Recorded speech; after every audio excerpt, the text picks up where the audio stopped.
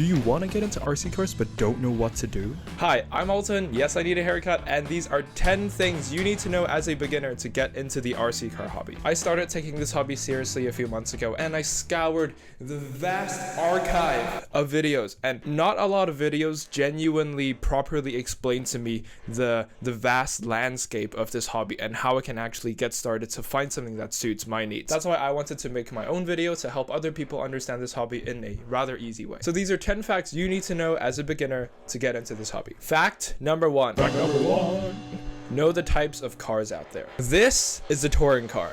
This is a crawler, and this is a basher, and this sound is annoying, and this is a buggy, which I have. Yay! Let's start with the buggy, because that's what I have. A buggy is a combination of on and off-road vehicle. Whoa. People usually race these on either carpets or mud, and they kind of jump on and off of ramps, and they do stunts and stuff like that.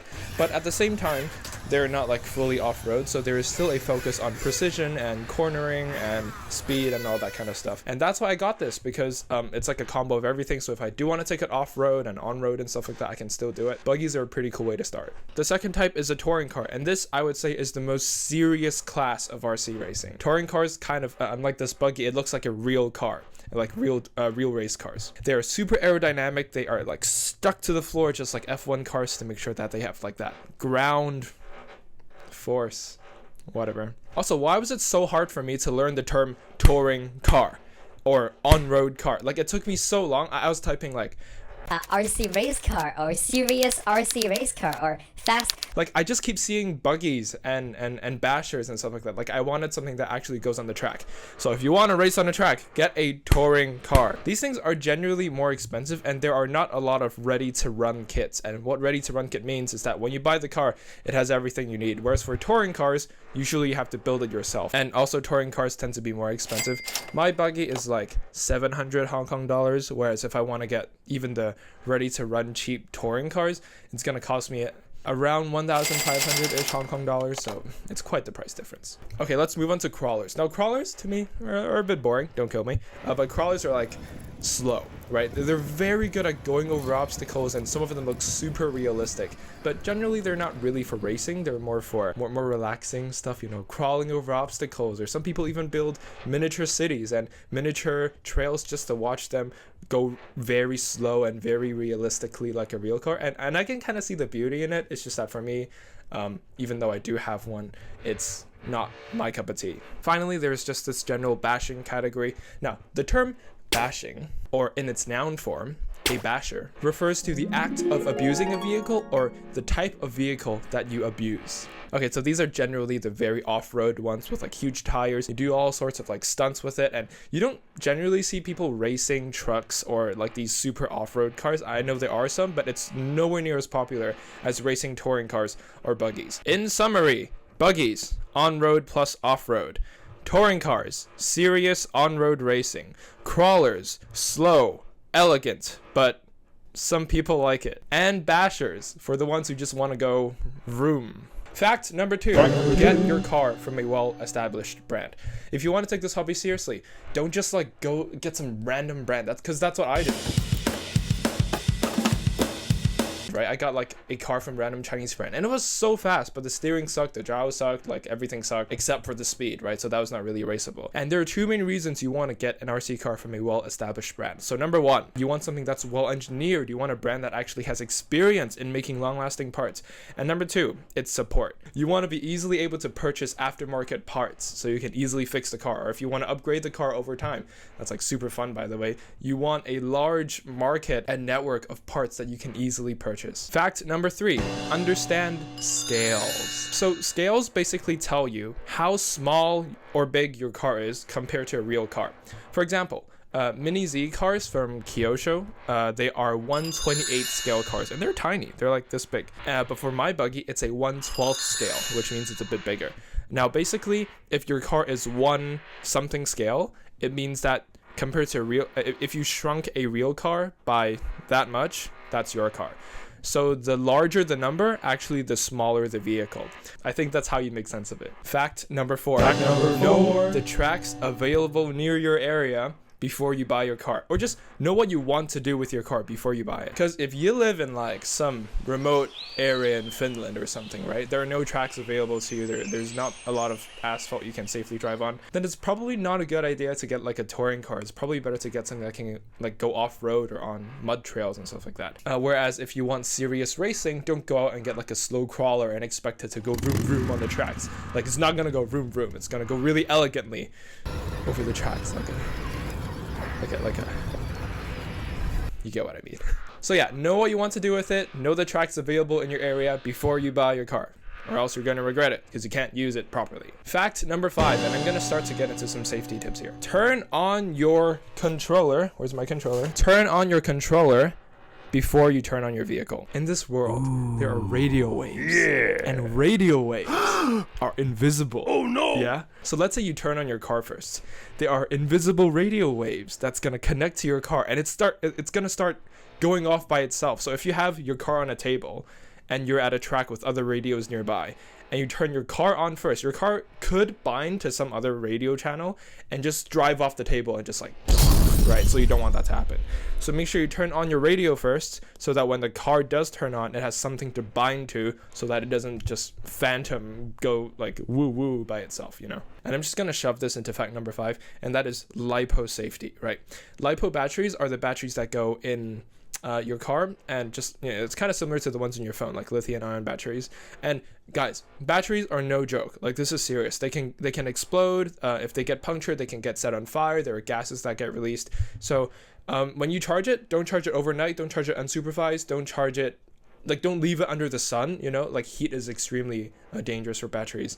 So know your fire safety protocols. It's best if you can buy like one of those cheap LiPo safety bags, so that if it does implode or have some type of malfunction, it's kept under like a controlled environment. Know your battery safety before you get into these, because these batteries are quite big, and unlike your phone where the battery is protected within your device, batteries on these cars, you can just move them and they're just naked batteries, you know? Yeah. Serious, guys, be safe out there. Fact number 6, glue. So when you buy aftermarket tires, and make sure you check the right dimensions of the tires before you buy them, sometimes you need to glue them by yourself. Like, you need to glue this part of the tire to this part of the tire. If you see these marks, these are the glue marks that I've made, so that when your tire is under immense pressure, it's not just going to fall apart. And not all tires come glued, so just get, you know, there are cheap glues available out there for not a lot of money. I think this was only like 10 Hong Kong dollars or something. There's no specific technique. You can look at some online, but for me, I just, you know, draw a little circle. It sucks. Like, it looks really bad, but it works. Fact number 7, and this is a fun fact. Buggies have smaller wheels at the front compared to the back. And by smaller, I mean thinner, okay? Front wheel thin, back wheel wide. And the back wheel usually sits closer to each other, whereas the front wheel sit a bit farther, just for more steering and grip and stuff. So yeah, when you buy aftermarket buggy wheels, make sure that you install the big wheel, like the thick wheel at the back, and the thin wheel at the front. Fact number 8. Get a carrying case or storage unit for your car. My carrying case is not expensive. It's like, what, $20? I don't know. I have Taobao. So once you break your RC car and repair it and get new parts and stuff like that, you're gonna get a lot of like little parts flying around everywhere. So it's best to have somewhere to put all of it. And it can also be helpful to get one of these repair mats. So when you do repair your car, if a screw drops or something like that, it's gonna land on a soft surface and it's all gonna bounce around. And usually there are like certain compartments for you to store the screws temporarily. It's just good if you repair your car a lot, but if you don't, then you may not need to get it. Just that good old screwdriver, you know. Fact number 9. Know the difference between brushed motors and brushless motors, okay? Very simple. Brushed motors have a physical brush that attaches to the moving part, so it wears out very easily and it's slower. Brushless motors don't have that physical contact with the moving part. Brushed motor doesn't last as long, slower. Brushless motor lasts long, faster. Very simple. Most DJI drones out there also use brushless motors because they last long and they're usually more powerful. So there you go. And in the finality, fact number 10. Finality. Don't be afraid. to take apart your RC car. Don't be afraid to break it, repair it, upgrade it, because that is a huge part of the hobby. Recently, I encountered some problems with my buggy and I took it apart and I asked people questions. I did research, I asked my dad and stuff like that. And honestly, it's such a satisfying part of the hobby itself, just repairing it, upgrading it. And generally, aftermarket parts don't cost that much as long as you're not buying expensive electric components. Until you properly take your car apart, you will almost always get overwhelmed by this stuff. So just take it apart, learn a few things about mechanical engineering. It's super fun, and it's actually really good for youth or like younger kids to get into mechanical engineering, just taking apart RC cars and stuff like that. So yeah, I think these are 10 good facts that any beginner needs to know to get into RC racing. And just a message to everyone, if you are in the RC hobby for a long time or you're a beginner, just be a good sport, be friendly. A part of the reason that I took so long to get into this hobby was because it was so overwhelming, and when I would bring my budget car down to the tracks and I would accidentally corner wrong or crash into someone, often the vibe just... it's not too friendly, if you know what I mean. So if you are a mature racer, just be nice to the newbies, like get more people in the hobby so that more facilities can be built and stuff like that. And if you are a newbie, like respect the rules. If your car is not big enough, so if the scale is not up to the requirements of the track, don't bring it there. Understand the track rules, don't just drive around and be reckless. And yeah, just like any sport, have good sportsmanship. And if someone's car is flipped, flip it over for them. Or if someone is picking up their car, just stop your car, stop racing. Just some basic rules that you'll need to know when you're at the track. And like, just talk to people. Like, actually talk to people at the track, because they can give you such good advice. I can go on YouTube by myself and scour like the archives, right? The vast archive. But if you actually go on a track and ask someone who's been doing it for like 10, 20 years, generally they have done it for quite a long time, you're gonna learn things so much faster. So yeah, thanks for sticking around for that long. This is not turning into a fully RC channel. I am still making normal tech related stuff. It's just that, school, busy. Ooh. I hope you guys learned something new, and just, have fun with this hobby. Get out there, try new things. God bless, take care, and I'll see you guys next time. Guys, my microphone died the first time. This is the second time I'm recording this, and my voice is like